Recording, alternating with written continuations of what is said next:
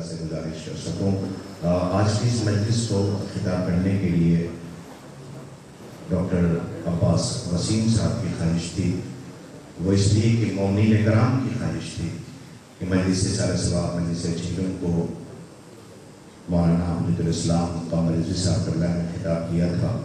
اور آپ کا جو ٹاپک ہے خاص طور سے جس پہ آپ نے اپنی زندگی کا ایک بیشقیمتی حصہ صرف کیا، وہ امیر المومنین حضرت علی بن ابی طالب علیہ السلام کے ارشادات جو نہج البلاغہ کی صورت میں ہے اور دنیا تلاش کر رہی ہے. کہنے والا یہ کہہ گیا ہے زمانے تیرا کیا بگڑ جاتا کہ تو ہر دور میں ایک علی دے دیتا. تو ہر دور میں ایک علی دے دیتا. وہ علی جس نے فلسفہ حیات کو سمجھایا، دنیا کے رموز سے پردے ہٹائے، بندگی کے سلیقے کو سکھایا.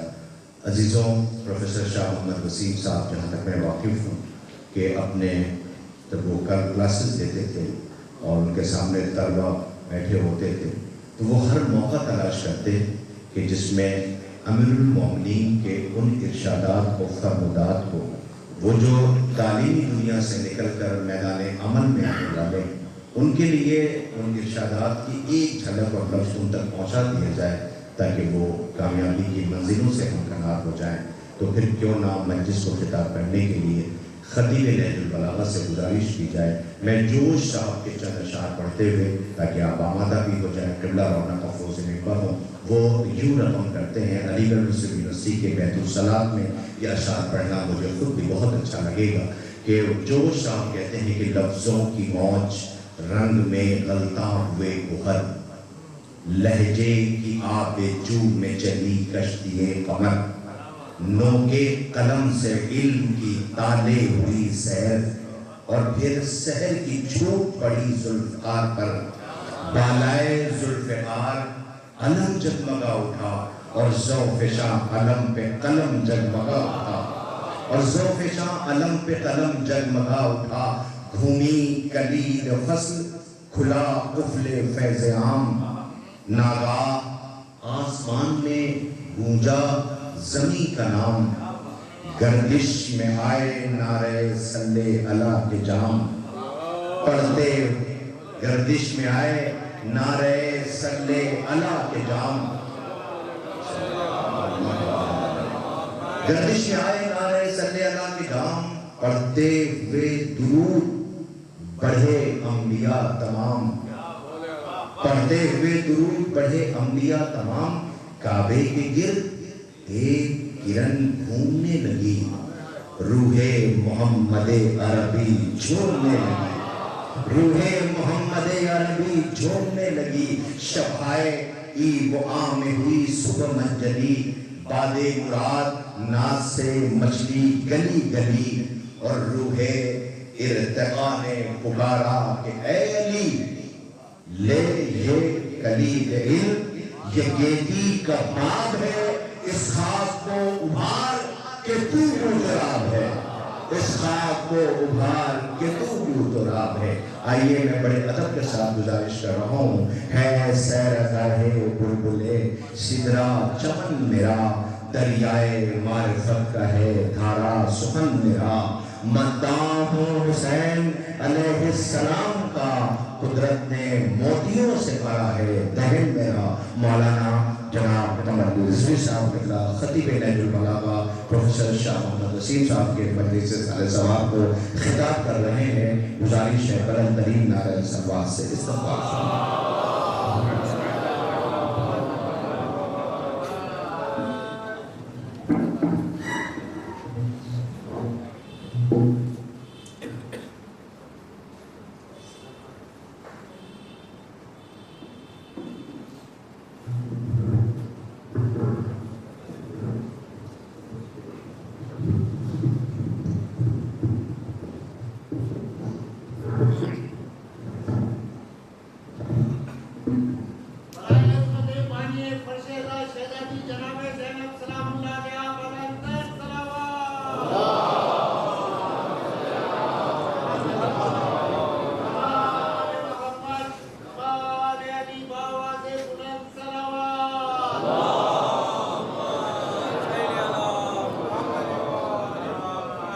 ایک مرتبہ سورہ حمد، 3 مرتبہ سورہ توحید تلاوت فرما کر مرحوم شاہ محمد وسیم ابن شاہ حسین صاحب ان کے لیے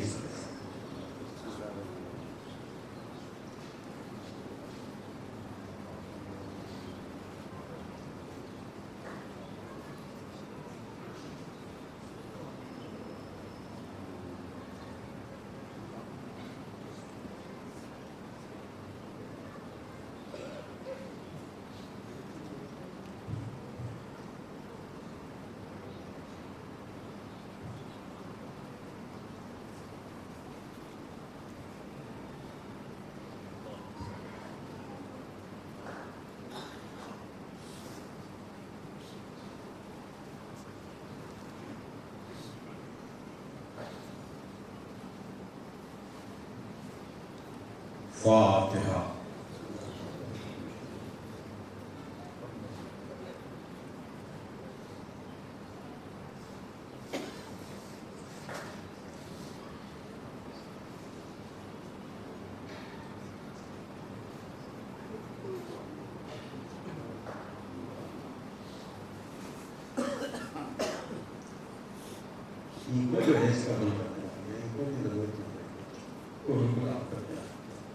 اعوذ باللہ من الشیطان اللعین الرجیم، بسم اللہ الرحمن الرحیم، الحمد للہ الذی ہدانا لہذا وما كنا لنہتدی لولا ان ہدانا اللہ، لقد جاءت رسل ربنا بالحق، الصلاة والسلام علی النبی الأمی العربی القرشی المکی المدنی البکی الابتہی التہامی الدافع لإشاعة الأباطيل والدامغ صولات الأدالیل، مولد الحق بالحق بالقاسم محمد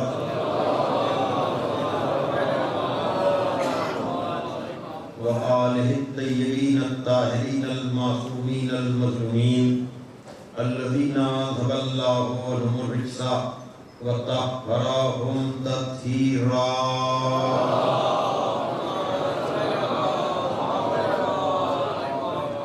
ولعنۃ اللہ علی اعدائہم اجمعین من الآن الی یوم الدین۔ اما بعد فقد قال علی علیہ السلام ان اللہ فرض علی ائمۃ العدل ان یقتلوا انفسهم بضعفۃ الناس، صلوات محمد۔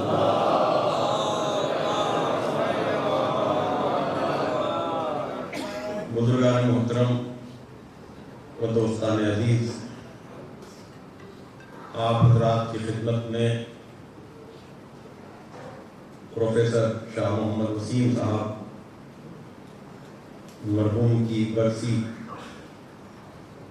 کے موقع پر خطاب کرنے کے لیے ان کی پسندیدہ کتاب جس سے وہ اپنے کو وابستہ رکھتے تھے، اور بھائی عزیز ذیشان صاحب نے ابھی ذکر بھی کیا کہ گفتگو کے دوران کہیں نہ کہیں کوشش اور صحیح یہی رہتی تھی کہ ذکر مولا علی کو لوگ نہج البلاغہ سے واقف ہوں، نہج البلاغہ کو جانیں، نہج البلاغہ کو پہچانیں، اور نہج البلاغہ کے ذریعے سے اپنے مولا کی معرفت حاصل کریں۔ میں بھی نہج البلاغہ کا ادنا سا طالب علم ہوں۔ ہرگز میں اپنے کو اس بلند و بالا خطاب کے لائق نہیں سمجھتا ہوں کہ مجھے خطیب نہج البلاغہ کہا جائے۔ بس اقبال کے بقول علامہ اقبال نے جو بات کہی کہ ہمیشہ ورد زباں ہے علی کا نام اقبال، ہمیشہ ورد زباں ہے علی کا نام اقبال، کہ پیاس روح کی بجھتی ہے اس نگینے سے، جہاں سے پلتی تھی اقبال روح قمبر کی، ہمیں بھی ملتی ہے روزی اسی خزینے سے۔ صرف نسبت پر فخر ہے، نام میرا ہے میں حقیر فقیر سراپا تقصیر غلام جناب امیر۔ اس لیے کہ بزرگوں سے یہی سیکھا کہ اس بارگاہ میں انکساری ہی میں عزت ہے۔ تو جب بڑوں نے جو بہت کچھ تھے انہوں نے اپنے کو عزت پہ کچھ نہیں سمجھا تو میں تو کچھ ہوں ہی نہیں۔ جہاں میر تقی میر جیسا عجب شان سے جس کا ذکر شعر شورانگیز میں شمس الرحمان فاروقی صاحب نے یہ کہہ کر کیا کہ جب میر تقی میر پر غلو آمیز تشیعوں کا غلبہ ہوتا تھا تو اس طرح کے اشعار کہا کرتے تھے۔ بہتوں کے لیے غلو کا پیمانہ اور ہے، لیکن ہمارے لیے وہ غلو نہیں ہے۔ عجب شعر میر تقی میر کہتے ہیں کہ عجب ہوتے ہیں شاعر بھی میں اس فرقے کا عاشق ہوں۔ عجب ہوتے ہیں شاعر بھی، قابل قدر حضرات بیٹھے ہوئے ہیں، صاحبان فہم صاحبان ذکا ہمارے بزرگ، سب کو دیکھ کر کے خوشی ہو رہی ہے اور یقیناً جانے والا بھی یہاں موجود ہوگا۔ اور یہ خالی عقیدت نہیں ہے، اس لیے کہ عقیدت ہمارا بیان ہو سکتا ہے، لیکن اگر وہ بیان خطیب منبر سلونی کا ہو تو پھر وہ عقیدت نہیں رہ جاتی، وہ عقیدہ بن جاتا ہے۔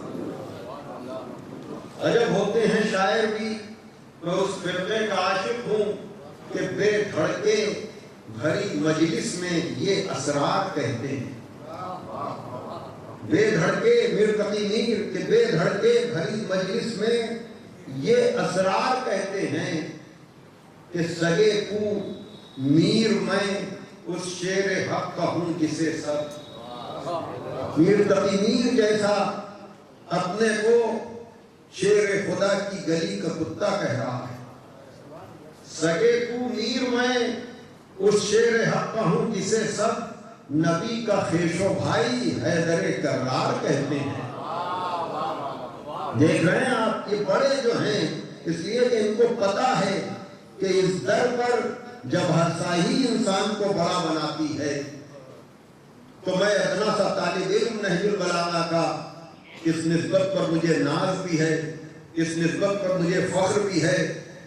وہ نہج البلاغہ کہ جس کے لیے بار بار آپ کے سامنے وضاحت کی جاتی ہے کہ نہج البلاغہ مولائے کائنات کی تقریروں اور تحریروں کا وہ مجموعہ ہے جسے سید رضی علیہ الرحمہ نے 400 ہجری کے قریب جمع کیا اور اس مجموعے کا نام نہج البلاغہ رکھا۔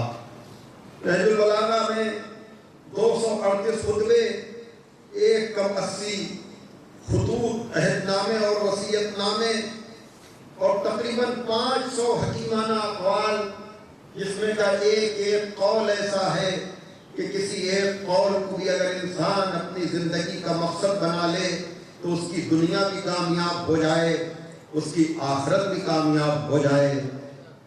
تو آج کی تقریر میں جو میرا معین وقت ہے، اپنے اعتبار سے مجھے کوئی وقت معین نہیں کیا گیا میرے لیے، لیکن میں چاہتا یہی ہوں کہ 45 50 55 منٹ میں اپنے بیان کو میں مکمل کروں تو اس کے 2 جز ہوں گے۔ ایک تو عقیدے والی دنیا، عقیدت والی دنیا جو ایصال ثواب کا رخ لیے ہوگی، اور دوسرے آج کی ہماری ضرورت، آج کا ہمارا معاشرہ، آج کا ہمارا سماج عدالت اجتماعی کو چاہتا ہے، ولو یہ کہ ہم عدالت اجتماعی کی بات تو کرتے ہیں لیکن منزل عمل میں ہم بہت پیچھے رہ جاتے ہیں۔ یہ مجبوری ہے۔ مولائے کائنات نے کہا الحق اوسع الاشیاء فی التواصف واضیقها فی التناسف۔ حق بیان کی منزل میں تو اس کا دائرہ بہت وسیع ہے. جب حق کو بیان کرنے کی بات آتی ہے تو اس کا دائرہ بہت وسیع ہے، لیکن جب حق پر عمل کرنے کی بات آتی ہے تو اس کا دائرہ بہت تنگ ہے. یہ مولا کائنات ہیں. وہیں سے میں نے جہاں پر میرے خیال سے مجلس ریکارڈ ہے 40ویں کی مجلس جہاں پر ختم کی تھی، وہیں سے گویا کہ میں اپنے بیان کو شروع کر رہا ہوں. ترجمہ کروں اور پھر اس کے بعد ایصال سوالہ والا رخ اور پھر دوسرے باب میں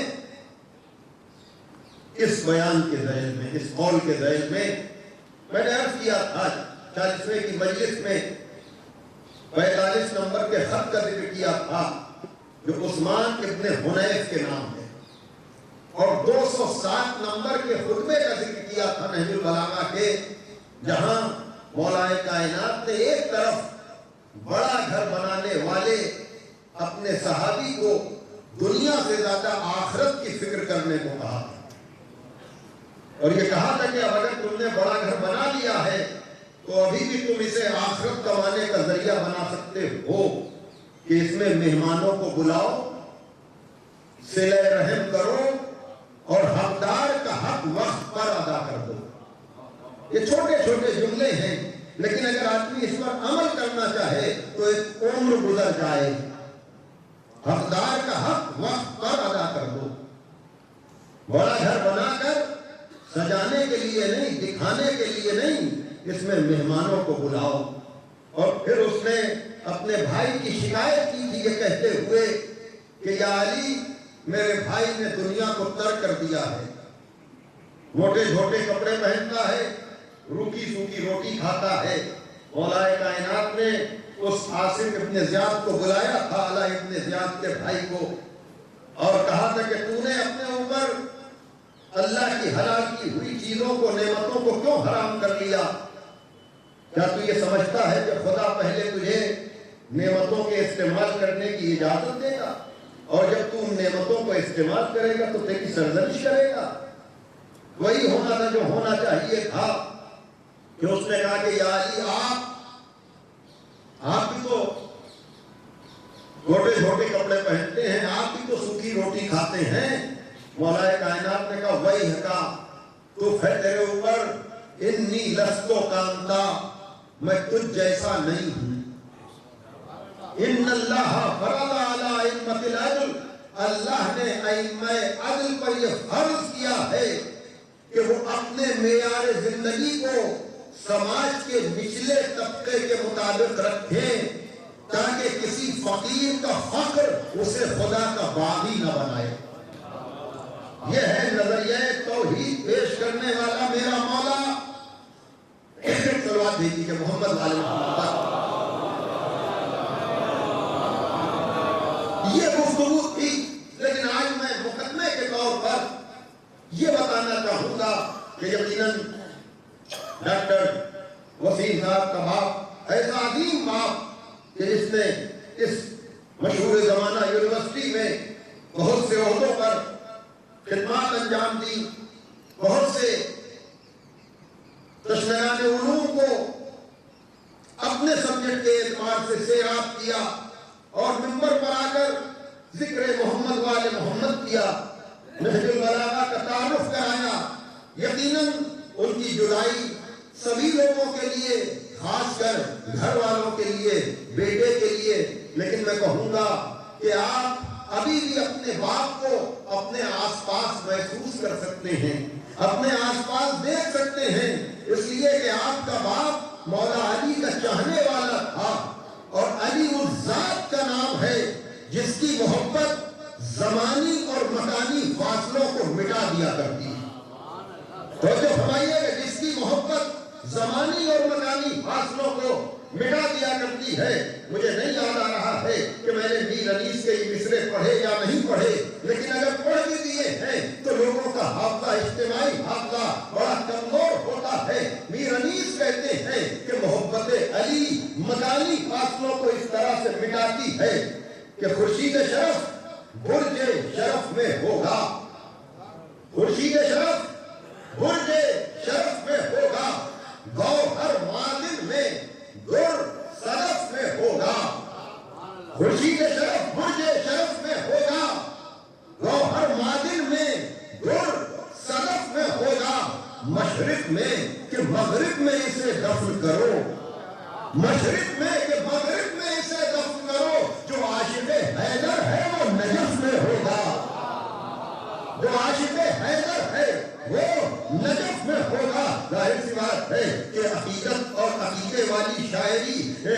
تصوراتی ہو سکتی ہے، لیکن اہل بیت کے لیے تصور نہیں ہے، خیال نہیں ہے، نہیں وہ حقیقت کی ترجمانی ہوا کرتی ہے۔ یہ میں نے زمانی باطلوں کے مٹنے کی بات کیوں کی؟ اس لیے کہ جب جنگ جمل کو فتح کر کے مولا علی کا لشکر واپس آ رہا تھا، جن لوگوں کو نہج البلاغہ فہمی کا ذوق اور شوق ہے اور نہج البلاغہ کا مطالعہ کرنے کا شرف حاصل کرتے ہیں، میں ان سے کہوں گا کہ میری گزارش پر جا کر 12 نمبر کا خطبہ، 13 نمبر کا خطبہ، 11 نمبر کا خطبہ، یہ تینوں خطبے جا کر دیکھیے گا، یہ جنگ جمل کے پس منظر میں ہے، لیکن 12ویں خطبے میں مولا علی کے ساتھ وہ بڑا لشکر جنگ کو فتح کر کے آگے بڑھ رہا ہے کہ ایک مرتبہ ساتھ چلنے والے ایک صحابی نے یا علی کاش ہمارا بھائی بھی ہوتا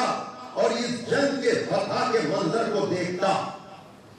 اور جو فرمائیے گا، میں نے ابھی زمانی مکانی فاصلوں کی بات کہی ہے کہ اگر محبت علی ہے تو دفن کہیں بھی کرو وہ نجف پہنچ جائے گا، وہ وادی السلام پہنچ جائے گا۔ لیکن اب یہ دیکھیے کیوں یہ میر انیس نے کہا، اس لیے کہ اس کی بنیاد خالی عقیدت نہیں ہے، خالی تصور نہیں ہے، خالی خیال نہیں ہے۔ اس چاہنے والے نے کہا یا علی کاش ہمارا بھائی بھی ہمارے ساتھ ہوتا اور وہ اس فتح و ظفر کے منظر کو دیکھتا۔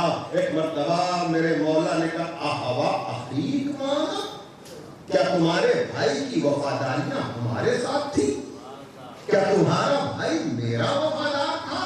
کیا تمہارا بھائی ہمارا چاہنے والا تھا؟ توجہ فرمائیے گا، جو جو اپنے دل میں علی کی محبت محسوس کرتا ہے وہ یقیناً لطف لے گا، اور بزرگوں کو یاد کرنا ہمارا کام ہے۔ ہمارے ہاں یہ بدعت نہیں ہے، نہیں جانے والوں کو ہم یاد کرتے ہیں، اور یہ ایصال ثواب کی مجلس یقیناً ہم نے 40ویں کی مجلس کے موقع پر بھی کہا تھا کہ یہ مجلس ادا ہے، جلسہ تعزیت نہیں ہے۔ تو یہ آئیے میں آپ کو بتاؤں، ایک مرتبہ مولا علی سے اس نے کہا میرا بھائی بھی ہوتا تو کیا اچھا ہوتا، کیا تمہارے بھائی کی وفاداریاں کیا ہمارے ساتھ تھی؟ کیا احوا اخیک مانا، کیا اس کی محبتیں ہمارے ساتھ تھیں؟ کہا نعم یا علی، ہاں یا علی ایسا ہی تھا۔ جیسے ہی اقرار لے لیا، مولا علی نے کہا کہ تمہارا بھائی بھی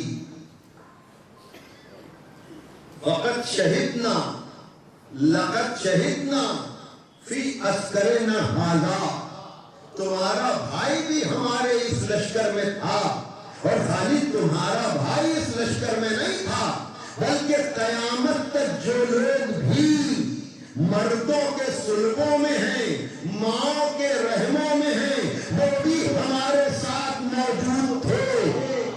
یعنی اگر محبت علی ہے تو زمانی اور مکانی فاصلے مٹ جایا کرتے ہیں، تو اگر محبت علی ہمیں جنگ جمل کا شریک بنا سکتی ہے، اگر امام رضا یا لیتنا کہنے کی اجازت دے کر کے ہمیں کربلا والوں کے ثواب کا حقدار بنا سکتے ہیں، تو ہمارے شیخ الاجازہ علامہ طالب جوہری صاحب قبلہ مرحوم نے بھی عجیب جملہ کہا جب نبی اعلان ولایت کر رہے تھے اور اعلان ولایت سے پہلے نبی نے یہ کہا تھا کہ جو آگے نکل گئے ہیں ان کو پیچھے بلایا جائے، جو پیچھے رہ گئے ہیں ان کا انتظار کیا جائے، تو یہ رحمت للعالمین کی عالمینی آواز تھی۔ یہ خالی غدیر کے آگے نکلنے والوں کو پیچھے نہیں بلایا جا رہا تھا، یہ خالی غدیر کے پیچھے رہ جانے والوں کا انتظار نہیں کیا جا رہا تھا، نہیں تکمیل دین کا مرحلہ تھا۔ پیغمبر کہہ رہے تھے گزرے ہوئے انبیاء بھی آ جائیں اور قیامت تک آنے والے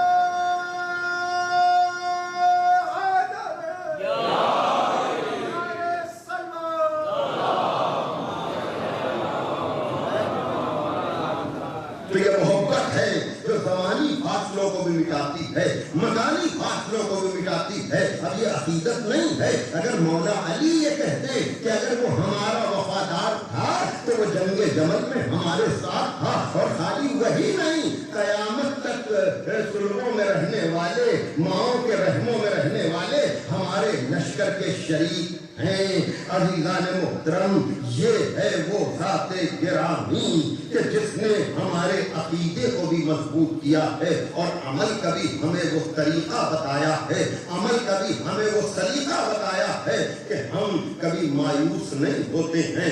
ہاں، یہ باب مدینۃ العلم کی بارگاہ ہے، یہ نہج البلاغہ کا پیغام ہے کہ جس کا ذکر میں نے آپ حضرات کے سامنے کیا۔ مولا علی نے کیا کہا کہ ائمہ عدل پر اللہ نے یہ فرض کیا ہے۔ اور سب میں وہیں سے قدیر کا میں نے ذکر کیا نا، تو یہاں پر عدالت ذرا سا سب سے عمومی سے، ظاہر سی بات ہے کہ اس یونیورسٹی کے بیت الصلاۃ میں یہ باتیں نہیں ہوں گی تو پھر کہاں ہوں گی؟ یاد رکھیے گا کہ حق صدق و عدل کا محتاج نہیں ہے، صدق و عدل حق کا محتاج ہے۔ حق، حقیقت، سچائی، اصل وجود، صداقت پابند ہے کہ اپنی سچائی کو بتانے کے لیے مطابق واقع گفتگو کرے۔ حق محتاج نہیں ہے صداقت کا، عدالت محتاج ہے کہ مطابق واقع فیصلہ ہو۔ واقع محتاج نہیں ہے کہ ابھی اس اعتبار سے ہو۔ اب اسے کیا کیا جائے کہ ہم عدل کی جب بات کرتے ہیں، عدالت اجتماعی کی جب بات کرتے ہیں، تو یاد رکھیے گا چاہے صداقت ہو، چاہے عدالت ہو، شارح نہج البلاغہ ابن ابی الحدید معتزلی نے مولا علی کے حضور نذران عقیدت پیش کرتے ہوئے کہا کہ یا علی، عجب بات ہے کہ لوگ صفتوں کے پیچھے بھاگتے ہیں اور صفتیں آپ کے پیچھے بھاگتی ہیں۔ لوگ صفتوں کے پیچھے بھاگتے ہیں، صفتیں آپ کے پیچھے بھاگتی ہیں۔ یا علی، ہم نے ہمیشہ صفت کو موصوف پر حاوی پایا، ہمیشہ صفت موصوف پر حاوی رہتی ہے۔ کیا مطلب؟ صفت بڑا ہے، عادل بڑا ہے، صادق چھوٹا ہے، عادل چھوٹا ہے۔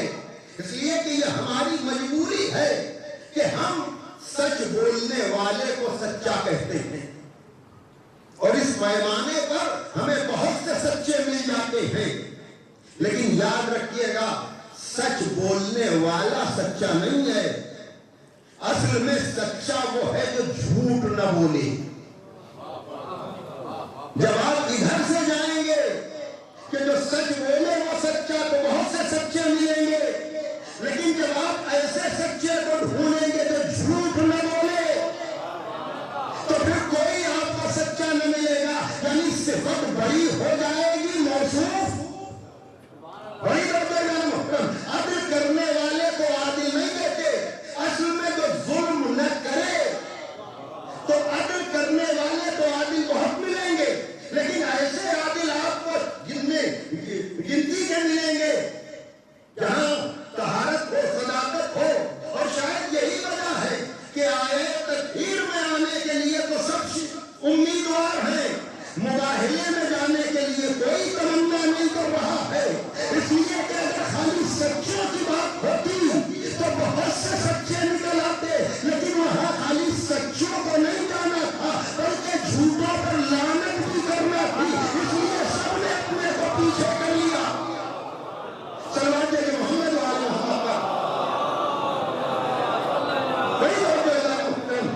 یعنی اب میں نے جو بات آپ تک پہنچائی آئی ہے کہ ابن ابی حدیث معتزلی کہہ رہے ہیں یہ 7 قصیدے ہیں ابن ابی حدیث معتزلی کے جسے سبع الویات کہا جاتا ہے. یہ فتح خیبر کی مبارکباد کا قصیدہ ہے جس میں کہہ رہے ہیں کہ یا علی عجب کمال ہے آپ میں کہ جب ہم آپ کے غیر کی مدح کرتے ہیں تو اس کی مدح نہیں ہوتی ہے اور تو اس کی مذمت ہو جاتی ہے.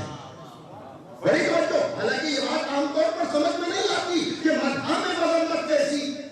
نہیں، اگر لائق کی آپ مدح کر رہے ہیں. اور ایک بات اور بھی دیکھیے، حسد، جلن، اب یہاں پر کیا نفسیاتی باتیں، اور یہ نفسیاتی باتیں نفس اللہ سے بہتر کوئی کر بھی نہیں سکتا. بڑی توجہ. یہاں سے وہاں تک، اور یہ جملہ میں بھول رہ گیا تب بھی بہت ہے ہمارے لیے، اور وہ یہ کہ میرے مولا نے کہا کہ لائق کی نالائق کی تعریف کرنا خوش آمد ہے. نالائق کی تعریف کرنا خوش آمد ہے اور لائق کی تعریف نہ کرنا حسد ہے. میں دیکھ رہے ہیں آپ نفسیاتی بات کیا ہو رہی ہے. جو لائق تعریف ہے اس کی تعریف نہیں کر رہے ہو تو یہ حسد کی ترجمانی کر رہے ہو تم، اور نالائق کی تعریف کر رہے ہو. ہم روزانہ یہ سب کرتے رہتے ہیں، نالائق کی تعریف کر کے خوشامد کرتے رہتے ہیں، لائق کو نظر انداز کر کے اپنے حسد کا اظہار کرتے رہتے ہیں. تو ابن ابی حدیث کہہ رہے ہیں کہ یا علی عجب کمال ہے آپ کا کہ جب آپ کے غیر کی ہم مدح کرتے ہیں تو اس کی مذمت ہو جاتی ہے، اور جب آپ کی ہم تعریف کرتے ہیں تو بات تشبیہ سے آگے نہیں بڑھتی. یعنی فضائل حیدر کرار کا قصیدہ ابھی شروع ہی نہیں ہوا، ابھی تو فضیلت کی تشبیہ چل رہی ہے، ابھی تو تشبیہ کی منزل میں ہے ہم. تو میں نے کیا کہا کہ عدل کی صفت کو سنبھالنا آسان نہیں ہے، صدق کی صفت کو سنبھالنا آسان نہیں ہے. تو پھر حق کسے کہتے ہیں؟ جو جملہ صفتوں کا مجموعہ ہو وہ ہے حق. میں آپ کے دلوں سے قریب ہو کر گفتگو کرنا چاہ رہا ہوں. یعنی جب صفتیں چلی جائیں تو صداقت ہے، امانت ہے، عدالت ہے، اور جب یہ چیزیں جمع ہو جائیں تو حق بن جائے. تو جہاں آدمی صحیح معنی میں صادق نہ بن سکے، صحیح معنی میں عادل نہ بن سکے، وہاں آدمی حق والا کیسے بنے گا؟ بڑی توجہ. لیکن یاد رکھیے گا، میں صداقت کی بات نہیں کروں گا، عدالت کی بات ابھی نہیں کروں گا. اور حق پر اگر میں کہوں تو نبی نے جب خطبہ مکمل کیا تو خطبے پر رکے نہیں، نبی نے خطبہ مکمل کر کے دعا بھی کی، اور دعا میں یہ کہا کہ حق کو ادھر ادھر موڑ، جدھر جدھر علی ہوئے تو جہاں ایک ایک صفت نہ سمجھ سکے وہاں مجموعے صفات کیا سمجھے گا. لیکن یاد رکھیے گا، علی حق نہیں ہے، علی حق والا نہیں ہے، بلکہ علی رہبر حق ہے. صلوات علی محمد والے.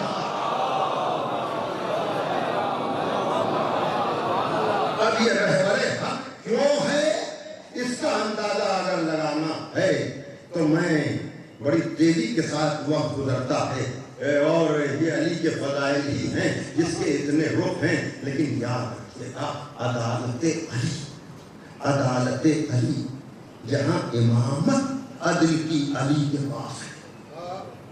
بڑی توجہ. یعنی حق کا رہبر بھی علی، عدل کا رہبر بھی علی. رہبر عدل جو ہو، اور یہی وجہ ہے کہ جار جرداق نے جو کتاب لکھی صوت العدالت الانسانیہ، وائس آف ہیومن جسٹس، ندائے عدالت انسانی، جس میں اس نے کہا کہ یہ کتاب لکھنا میرا فریضہ تھا، اس لیے کہ علی کا ہم عیسائیوں پر احسان تھا کہ علی کے دور میں بلا تفریق سب کے ساتھ انصاف کیا گیا، اس لیے کہ وہ مسند عدالت پر آیا ہی اس پیغام کے ساتھ تھا کہ کسی کو ڈرنے کی ضرورت نہیں ہے، کسی کو گھبرانے کی ضرورت نہیں ہے. میں توریت والوں کا فیصلہ توریت سے کروں گا، انجیل والوں کا فیصلہ انجیل سے کروں گا، زبور والوں کا فیصلہ زبور سے کروں گا، قرآن والوں کا فیصلہ قرآن سے کروں گا، اور اس طرح سے کروں گا کہ یہ نہ بولنے والی کتابیں بھی بول پڑے گی کہ ابو الحسن آپ نے بالکل درست فیصلہ کیا۔ آیت اللہ العظمیٰ وحید خراسانی دامت اللہ العالی نے ان کی توضیح المسائل کے مقدمے میں اس بات کا تذکرہ ہے۔ عزیزان محترم، یاد رکھیے گا کہ علی اس امام عدل کا نام ہے کہ جس نے اپنے دور میں خالی اپنوں کے ساتھ نہیں غیروں کے ساتھ بھی انصاف کیا۔ یہ وہ ہے کہ جو انسانیت کے وقار کو بلند کرتا ہے، یہ وہ ہے جو عزت نفس کا خیال رکھ کر کے لوگوں کو شرافت انسانی کا درس دیتا ہے، یہ وہ ہے کہ جس نے گزرتے ہوئے کسی معذور کو گدائی کرتے ہوئے دیکھا، بھیک مانگتے ہوئے دیکھا، مولا علی نے کہا یہ کون ہے، کیوں یہ بھیک مانگ رہا ہے؟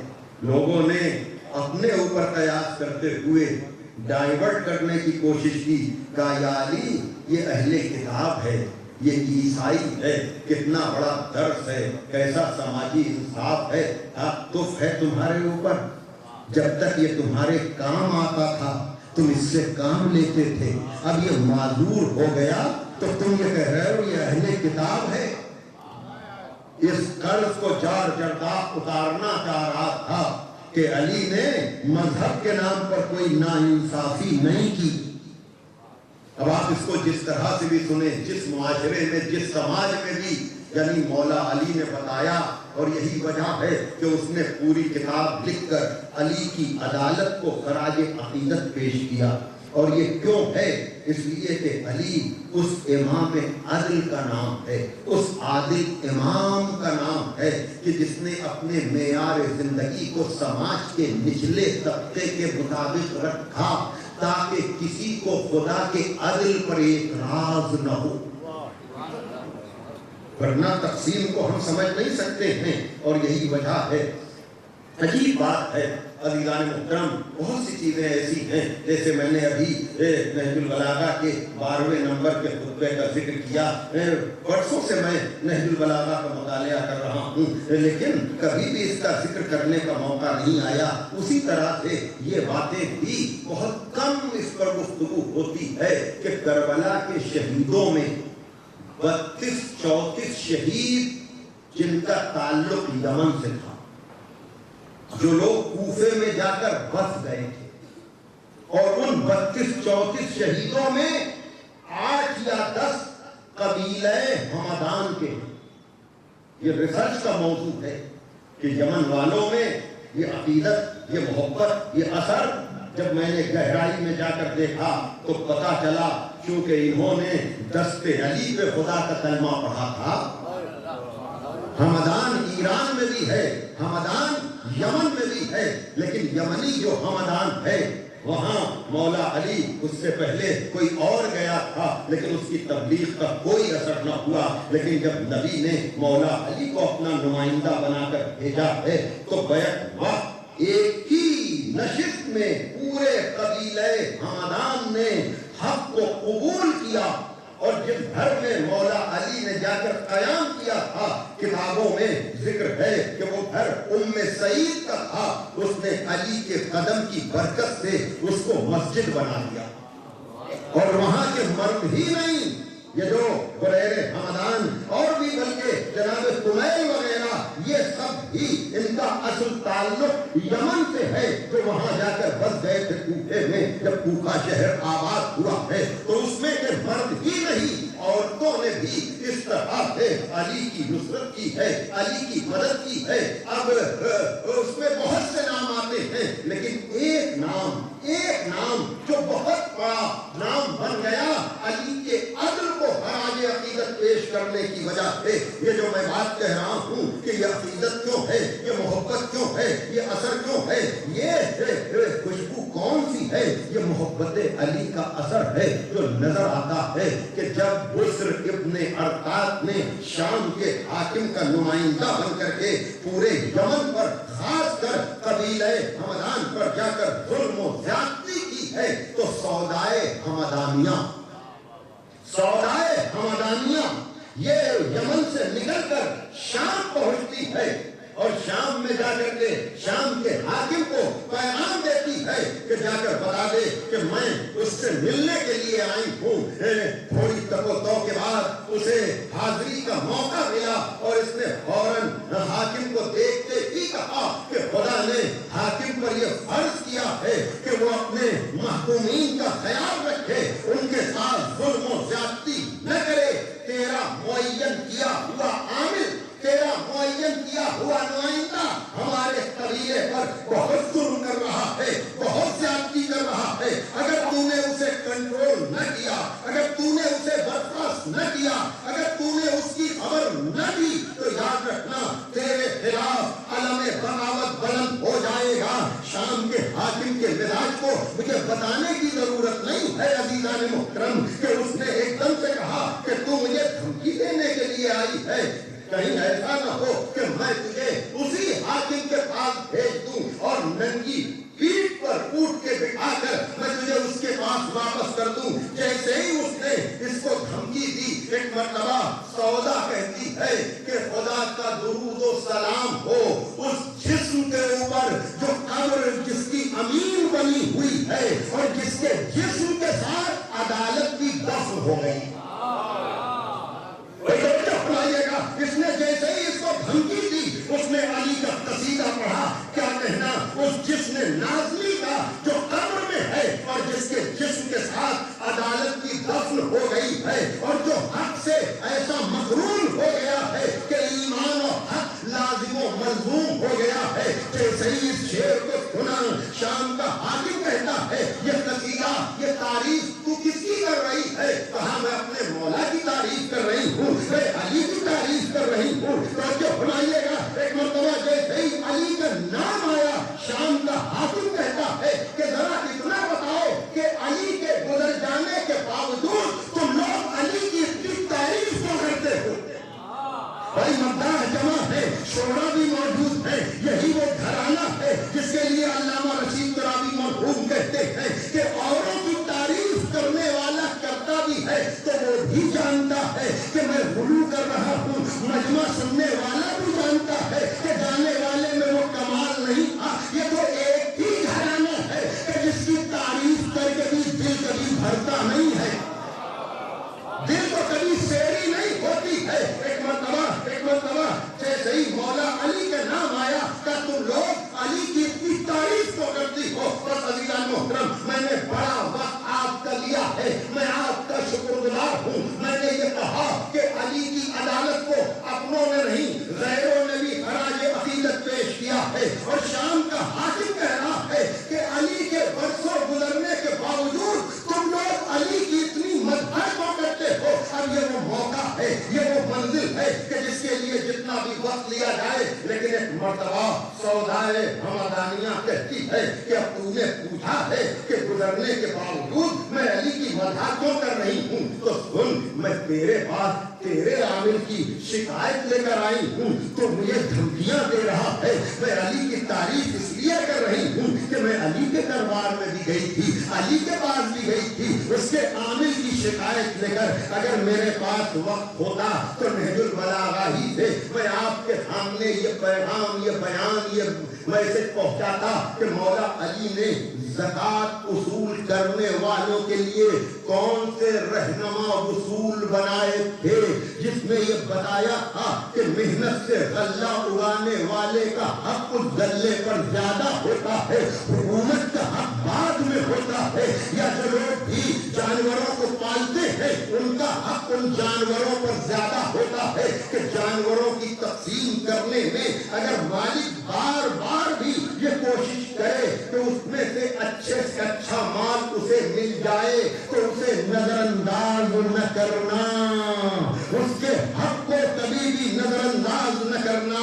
कहा मैं पहुंची थी मौला अली के दरबार में, उनके عامل کی شکایت لے کر میرا مولا مصروف نماز تھا۔ بھائی دیکھیے، ہمیں کچھ بتانے کی ضرورت نہیں ہے اس مجمع میں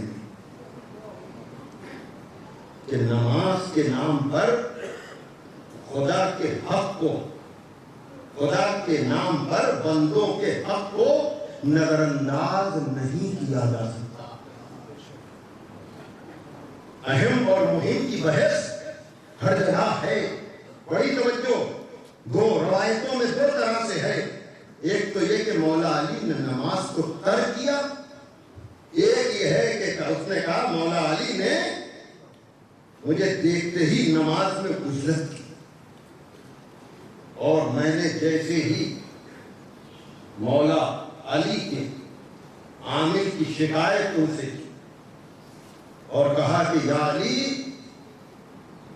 آپ کا عامل زکوٰۃ کی اصولی میں جمبداری کر رہا ہے، اور میرے مولا نے کہا پروردگار تو گواہ رہنا، میں نے اپنے عامل کو بندوں پر ظلم کرنے کے لیے نہیں بھیجا۔ کہا اسی وقت جیب سے کھال نکال کر جس پر احکامات صادر کیے جاتے تھے فوراً لکھا کہ جیسے ہی میرا یہ حکم نامہ، جیسے ہی میرا یہ پیغام تجھ تک پہنچے، تیرے پاس جمع کیے ہوئے اموال کا تو امین ہوگا اور میرے نئے نمائندے کا تو منتظر رہے گا۔ بڑی توجہ ہے محترم، دیکھیے آج تک یہ مسائل ہیں کہ آدمی اپنوں کی غلطیوں کو کور کرتا ہے تاکہ ہماری پارٹی کمزور نہ ہو جائے۔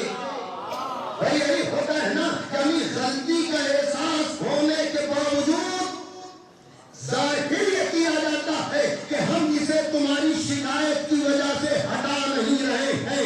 یہی فرق ہے ظالم حکمرانوں میں اور عادل حکمران میں۔ ظالم جمبداری کر کے اپنوں کی غلطیوں کو چھپاتا ہے، اور جو امام عدل ہوتا ہے وہ اپنوں کی سرزنش کر کے اسی دنیا میں اسے پاک کر دیا کرتا ہے۔ بڑی توجہ ہے محترم، یہی وجہ ہے خطیب اکبر مرزا اکرم مرحوم جب جملہ کہا کرتے تھے، کہا مولا علی کے پاس لوگ اپنے گناہوں کا اقرار کرتے ہوئے پہنچتے تھے اور جا کر کہتے تھے کہ یا علی ہمیں پاک کر دیجئے، یا علی ہمیں پاک کر دیجئے، تو لوگ کہتے تھے تم اپنے جرم کا اقرار کیوں کر رہے ہو؟ نہیں، مولا علی نے اپنے دور میں خدا کی الوہیت کا بھی، خدا کی عدالت کا بھی اور قیامت کا بھی اتنا یقین دلا دیا تھا کہ لوگ اس دنیا کے وقتی سزا کے لیے تیار ہو جاتے تھے، اپنی آخرت کو محفوظ کر لیا کرتے تھے۔ بڑی توجہ، یہ ہم ہیں جو دنیا دار ہو کر کے سوچتے ہیں یہی ہماری ساری چیزیں چھپ جائیں۔ کہا میرے مولا نے فوراً ہی اس کی برخاستگی کا حکم دے دیا۔ ایک تو ہے کہ تیرے پاس شکایت لے کر آئی ہوں تو تو مجھے دھمکی دے رہا ہے، اور ایک وہ میرا مولا تھا جس نے میری شکایت سنتے ہی، بھائی دیکھ رہے ہیں کیریکٹر اور کردار کا کتنا ڈفرنٹ ہے، کتنا فرق ہے۔ بہرحال اتنی گفتگو کے بعد اب یہ علی والوں کا بھی کردار آپ دیکھیں، علی والوں کا بھی آپ کیریکٹر دیکھیں۔ جیسے ہی اس نے یہ سارے ثبوت دیے، مولا علی کی مدح و ثنا کی، فوراً ہی اس کے سلسلے میں حاکم نے کہا کہ اس کی جمع کی ہوئی جائیداد یا اس پر جو بھی اس کے ساتھ سلوک کیا گیا ہے، اس کے ساری چیزوں کو واپس کر دیا جائے۔ یہ ہے علی والوں کا کردار کہ سودائے ہمدانیہ نے فوراً کہا واہ، کیا تو یہ سمجھتا ہے کہ خالی میں اپنے حق کے لیے آئی ہوں اور تو میرا حق واپس کر دے گا تو میں مطمئن ہو جاؤں گی؟ اس کیریکٹر کو آپ دیکھتے، مجھے کچھ کہنے کی ضرورت نہیں ہے۔ جب بھی صدائے احتجاج حق کے لیے بلند ہوتی ہے تو خرید و فروخت کا مسئلہ شروع ہو جاتا ہے کہ ایک تو خرید لو، باقی کے حقوق کو غصب کر لو۔ یہ علی کی چاہنے والی سودائے ہمدانیہ نے بتایا کہ اپنوں کے لیے نہیں بلکہ غیروں کے لیے حق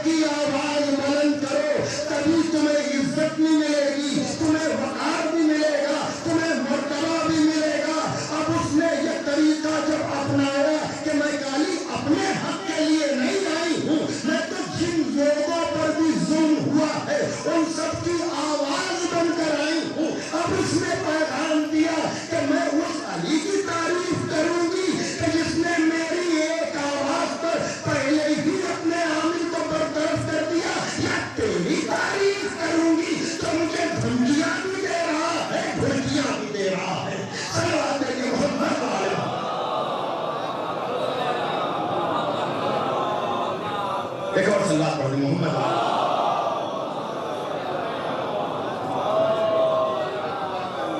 ایک اور صلوات کی گزارش.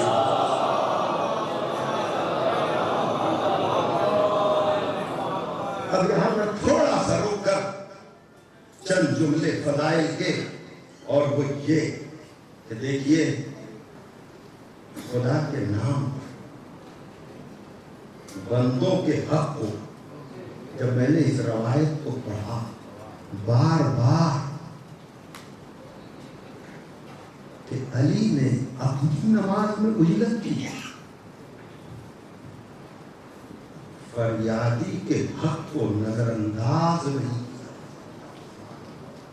سرکار امیر العلماء استاد محترم مولانا حمید الحسن صاحب نے بھی حقوق الناس ہی کا ذکر کرتے ہوئے کہا دین کے نام پر بندوں کے حق کو نظر انداز نہیں کیا جا سکتا. جہاں اللہ نے حقوق انسانی کا اتنا خیال رکھا ہو کہ دوران نماز بھی اگر کوئی سلام بھی کرے، بڑی توجہ، تو آپ کو حق نہیں ہے کہ اللہ کے نام پر اس کے سلام کو نظر انداز کرے. اور جیسے ہی میں نے یہ روایت دیکھی کہ مولا علی مشغول نماز تھے اور اس کے لیے اجلت کی، بھائی توجہ فرمائیے گا، فوراً میرا ذہن مولا علی کے اس رکوع کی طرف گیا جس رکوع میں مولا علی نے سائل کو زکات دی تھی. بھائی توجہ فرمانے، یہ حقوق انسانی کی بات کہاں ہو رہی ہے؟ بھائی ہمیں بھی جواب سلام کا حکم ہے. لیکن اگر آپ کو یاد ہو تو میں نے 40ویں کی مجلس میں بھی یہ بات کہی تھی اور ابھی وہیں سے بات شروع کی تھی. کیا کہا؟ میں تجھ جیسا نہیں ہوں. دیکھیے ہماری حدیں ہیں، ہم چاہ کر کے بھی نبی و علی جیسے نہیں بن سکتے. ہمیں اپنی نماز کو توڑنے کا بس یہی تک ہے معاملہ کہ جواب سلام دے کر اس کے حق کو ضائع نہ کرو، لیکن نبی و علی پر اپنا قیاس بھی نہ کرو. ایسا نہ ہو کہ کوئی یہ سوچے کہ مولا علی نے زکات دی ہے تو ہم بھی چلو، اس لیے کہ لوگوں نے کوشش کی تھی، اس لیے کہ لوگ یہ سمجھ رہے تھے کہ زکات سے ولایت ملتی ہے. بڑی توجہ، اگر زکات دینے سے ولایت ملتی ہوتی تو بہت سے لوگوں نے انگوٹھیاں دی تھی. اور گھبرا گھبرا کر، اور ایک نفسیاتی بات میں آپ کے سامنے عرض کروں، اور وہ یہ نفسیاتی بات ہے بس، اور وہ یہ کہ اگر نبی نے پہلے یہ بتا دیا ہوتا کہ زکات دینے والے کے لیے آیت آئی ہے تو کبھی بھی لوگوں کی زبان پہ علی کا نام نہ آتا. وہ تو نبی نے پہلے یہ پوچھا کہ حالت نماز میں کس نے یہ کام کیا. لوگوں کی زبان پر برجستہ علی کا نام اس لیے آیا، انہوں نے سوچا نبی تنبیہ کریں گے کہ علی سخاوت کرو مگر حالت نماز میں نہیں. میں نے کیا کہا؟ توجہ فرمائیے گا، ورنہ اگر یہ پتا ہوتا کہ علی کے بارے میں آیت آئی ہے تو کبھی بھی علی کا نام نہ آتا. وہ تو یہ سوچ کر نام لیا اگر نبی کہیں گے کہ یا علی عبادت خدا کا خیال تو رکھا کرو. اب یہ دیکھا کہ زکات پر ولایت مل گئی تو لوگوں نے بھی زکات دینا شروع کی، لیکن کوئی بھی علی جیسا بننے کی کوشش نہ کرے، اس لیے کہ ذکر علی بھی چاہیے ذکر نبی کے ساتھ، ورنہ کھلا فریب ہے یہ زندگی کے ساتھ. حیدر کی ہمسری میں جو فیاض بن گئے ان کی نماز بھی گئی انگشتری کے ساتھ. حیدر کی ہمسری میں جو فیاض بن گئے ان کی نماز بھی گئی انگشتری کے ساتھ. جیسے ہی اس روایت کو میں نے بار بار پڑھا کہ لوگ کوئی نہ کوئی تو نس نکالنے کی کوشش کریں گے نا کہ حالت نماز میں ہونے کے باوجود علی نے عدل کے لیے، تو بھیا علی کی صحابت بھی رکوع کے آئی ہے، علی کی عدالت بھی دوران نماز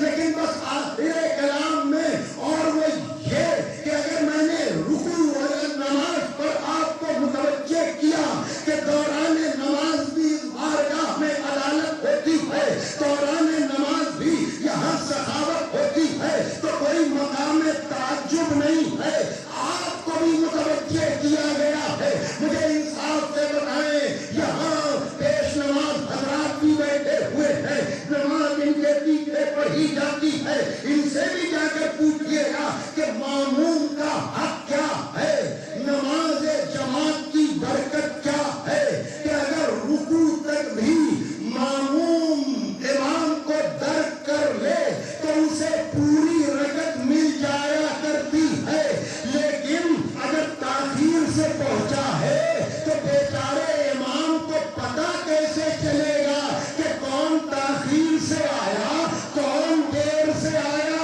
کا اس کا طریقہ یہ ہے کہ جو دیر سے آیا ہے وہ یا اللہ کہہ کے پیش نماز کو متوجہ کرے، اور پیش نماز کو بھی منع نہیں کیا گیا کہ ہماری نماز میں ہو کسی اور کی آواز کو نہ سننا، نہیں، اس کو بھی یہی ریکمینڈ کیا گیا کہ اگر کوئی دیر سے آنے والا یا اللہ کہے تو تم ذکر رکوع کو طول دے دو، شاید یہ علی کے رکوع کو یاد دلایا جا رہا ہے کہ تم عدالت نہیں کر سکتے، تم سخاوت نہیں کر سکتے، لیکن ذکر رکوع کو طول دے کر علی کے رکوع کو یاد تو کر سکتے ہو۔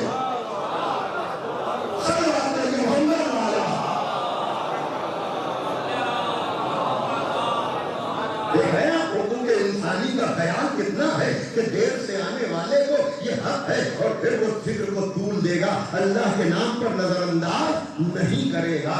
لیکن عزیزان محترم یاد رکھیے گا، اگر علی کا رکوع سمجھ میں نہیں آ رہا ہے تو نبی کے سجدے کے لیے کیا خیال ہے؟ وہ سجدہ جس کا ذکر تفسیر نمونہ میں آیت اللہ ناصر مغارب شیرازی کی سربراہی میں ہونے والی تفسیر، جائیے یہ 3 سورے مسلسل ہیں، سورہ جمعہ، سورہ منافقون، سورہ تغابن، اگر اس کی تفسیر آپ دیکھیں گے تو اس میں آپ کو یہ منظر نظر آ جائے گا، پھر کبھی گفتگو اس بات پر ہوگی، لیکن اس تفسیر میں بھی علی کا ذکر، نبی کا ذکر اس طرح سے ہے کہ نبی اپنے خطبے کو بھی منقطع کرتے تھے، نبی اپنے سجدے کو طول بھی دیتے تھے، کس کے لیے؟ حسین کے لیے۔ کس حسین کے لیے؟ کہ اگر وہ پشت رسول پر آ جائے، اگر وہ پشت رسول پر آ جائے تو خدا کا حکم لے کر جبریل آتے تھے کہ جب تک حسین خود سے نہ اتر جائے اس وقت تک سجدے سے سر نہ اٹھانا، کہ نواسا بھی رسول کا نواسا ہے۔ اس نے بھی کہا کہ اے نانا، اگر آپ میرے لیے اپنے سجدے کو طول دیں گے تو 70 مرتبہ کے بعد صحیح آپ اپنے سجدے کو تمام تو کریں گے، سجدے سے سر تو اٹھائیں گے، لیکن آپ کا یہ نواسا، آپ کا یہ نواسا کربلا میں ایسا سجدہ کرے گا کہ سجدے سے سر نہ اٹھائے گا، بلکہ سر کو اٹھایا جائے گا تو لوگ کے نیزہ تک لے جایا جائے گا۔ عزیزان محترم، میں نے بڑا وقت آپ کا لیا ہے، میں نے بڑا وقت آپ کا لیا ہے، لیکن یاد رکھیے گا یہ فضائل میں نے مولا علی کے پڑھے، میں نے سرکار رسالت مآب کا ذکر کیا، لیکن یہ دورانیہ جو چل رہا ہے یہ عزائے فاطمی کا دورانیہ ہے۔ ہاں، 75 دن کی روایت کے اعتبار سے آپ کے شہر میں بھی مجالس ہوں گی، اور اگر سلسلہ مجالس نہ صحیح تو 5 نومبر کو 13ویں جمادی الاول کو کہیں نہ کہیں آپ ضرور شریک ہوں گے، اور اس زہرا، اللہ اکبر عزیزو، کیا کہنا اس زہرا کا، کیا کہنا اس زہرا کا جو علی کی ولایت کی محافظ ہے، جو علی کی امامت کی محافظ ہے، اللہ اکبر، علی کی دلجوئی کرنے والی، علی کا ہر موقع پر ساتھ دینے والی، علی کا ہر طرح سے خیال رکھنے والی ذات کا نام زہرا ہے۔ ہاں عزادارو، یقیناً یہ ایک مرد مومن مومن ذاکر حسین کے ایصال ثواب کی مجلس ہے۔ لیکن میں آپ کو بتاؤں، دیکھیے کہ جب ہم عقیدت میں صحیح ہم یہ ذکر کرتے ہیں کہ جب حسین کا ذکر ہوتا ہے، حسین کی مصیبت پر آنکھوں سے آنسو نکلتے ہیں، تو بی بی زہرا آنسوؤں کا نذرانہ لینے کے لیے آ جاتی ہیں۔ عزیزو، اس سے پہلے تو میں احتیاط سے جملے ادا کرتا تھا، لیکن جب میں نے نہج البلاغہ کے خطبے میں یہ جملے دیکھے کہ مولا علی کہہ رہے ہیں اگر اس کی وفاداریاں ہمارے ساتھ تھیں تو وہ ہمارے ساتھ شہید تھا، تو اگر چاہنے والا محبت کی بنیاد پر علی کے لشکر میں شہید ہو سکتا ہے، تو پھر جو زہرا بذات النبی ہو، جو زہرا کفر علی ہو، اگر وہ مجلسوں میں اپنے کو پہنچا دے تو کیا یہ مقام تعجب ہے؟ اگر زمانی اور مکانی فاصلے چاہنے والوں کے لیے سمجھ سکتے ہیں تو جو نبی کی بیٹی ہو، علی کی زوجہ ہو، حسنین کی مادر ہو، اگر وہ پرسہ لینے کے لیے آ جائے تو کیا یہ مقام تعجب ہے؟ آزادارو، آئیے میں جانے والے کے لیے، مرحوم ذاکر کے لیے، پروفیسر شاہ وسیم کے لیے یقیناً میں کہوں گا کہ آج میں آپ کی مخدومہ کا ذکر کروں گا، میں جناب زہرا کا ذکر کروں گا، جناب زہرا ہی کے ذکر پر مصائب کو تمام کروں گا۔ ہمارے جو احباب بزرگ ہو یا خود ہو جو ایران میں رہے ہیں وہ جانتے ہیں کہ جیسے آپ کے ہاں ہونے والی ہر مجلس کا اختتام مصائب حسین پر ہوتا ہے، ویسے ہی ایران میں ہونے والی ہر مجلس کا اختتام جناب زہرا کی شکستہ تسلیوں پر ہوتا ہے۔ آزادارو، ذاکر اور خطیب روضہ خان کہتا ہے ہائے زہرا، ہائے زہرا، اور یقیناً شفاعت کی منزل پر بھی یہی زہرا کام آئیں گی کہ جب محشر کے مجمع میں نبی پوچھیں گے کہ اے میری بیٹی امت کی شفاعت کے لیے کیا لائی ہو، تو زہرا کی زبان پر آئے گا میرے عباس کے کٹے ہوئے بازو کافی ہے۔ اداکاروں میں زہرا کی مصیبت کہاں سے شروع کروں، کہاں سے ختم کروں، دو چار جملے ہیں، لیکن اب آپ میرے پڑھنے کا انتظار نہ کریں، اس لیے کہ اگر جناب زہرا کے مصائب میں پڑھوں، کون زہرا جس کے زانوں پر رسالت مآب کا سر تھا، ملک الموت طلب اجازت طلب کر رہا تھا، زہرا کی آنکھوں سے آنسو جاری ہوئے ہیں، جزاکم ربکم، زہرا کی آنکھوں سے آنسو جاری ہوئے ہیں، رخسار رسالت پر گرے ہیں، رسالت مآب کی آنکھ کھلی ہے، کہا بیٹی گریا کیوں کر رہی ہو، کہا کوئی آنے والا بار بار دق الباب کر رہا ہے، کہا یہ تیرے دروازے کا درب ہے، ورنہ یہ آنے والا کسی سے اجازت طلب نہیں کرتا ہے۔ لیکن عزادارو، جب میں نے نہج البلاغہ میں پڑھا تو مولا علی نے کہا کہ پیغمبر کا جب وقت آخر آیا تو آپ کا سر میرے سینے سے لگا ہوا تھا۔ میں نے کہا میں نے تو یہ سنا ہے اپنے بزرگوں سے کہ زہرا کے زانوں پر رسالت مآب کا سر تھا، یہ علی کیوں کہہ رہے ہیں مولا علی؟ نہج البلاغہ میں خطبہ موجود ہے کہ نبی کا سر میرے سینے سے لگا ہوا ہے۔ تو میں نے دونوں روایتوں کو اس طرح سے جمع کیا کہ جب تک ملک الموت کو اجازت نہیں ملی تھی اس وقت تک تو رسالت کا سر زہرا کے زانوں پر تھا، لیکن جیسے ہی اجازت ملی مولا علی آگے بڑھے کہ بیٹی باپ کی جدائی برداشت نہ کر پائے گی، مولا علی نے رسالت مآب کا سر اپنے سینے سے لگا لیا، لیکن ازادارو رسالت مآب کے جاتے ہی زہرا پر مصیبتوں کے پہاڑ توڑے گئے کہ نبی کی بیٹی نے مرثیہ پڑھا، سبت علیہ مصائب اللہ، اے میرے بابا آپ کے بعد مجھ پر وہ مصیبتیں پڑی